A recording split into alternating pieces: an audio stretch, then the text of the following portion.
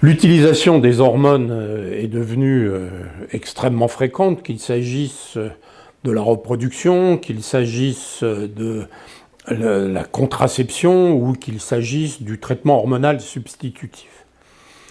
D'une manière générale, ce qu'on cherche, en étant un peu schématique, ce qu'on cherche à apporter à une femme, c'est des œstrogènes.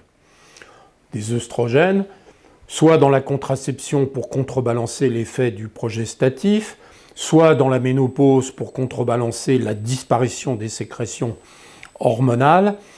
Et donc, chacun sait que si on prend des œstrogènes seuls, on entraîne ce qu'on appelle une prolifération endométriale excessive, hypertrophie endométriale, et on entraîne donc des risques de cancer de l'endomètre.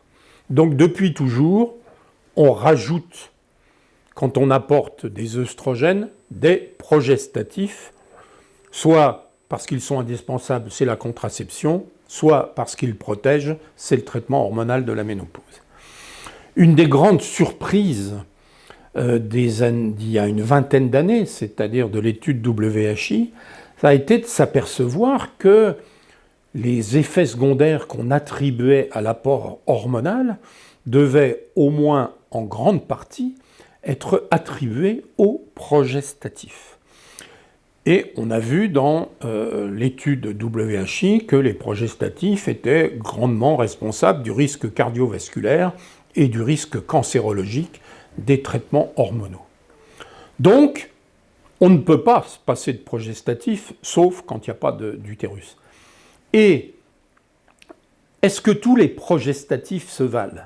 Voilà la grande question. La réponse est bien évidemment non sur le risque de cancer, bien évidemment non sur le risque métabolique, mais est-ce que les progestatifs se valent sur la protection de l'hypertrophie endométriale et du cancer de l'endomètre? Eh bien, c'est un sujet qui n'est pas résolu.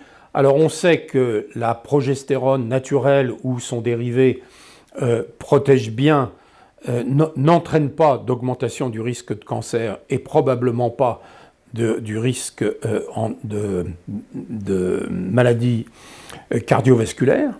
Mais la question, c'est est-ce que la progestérone ou son dérivé protège aussi bien l'endomètre du cancer de l'endomètre induit par les œstrogènes?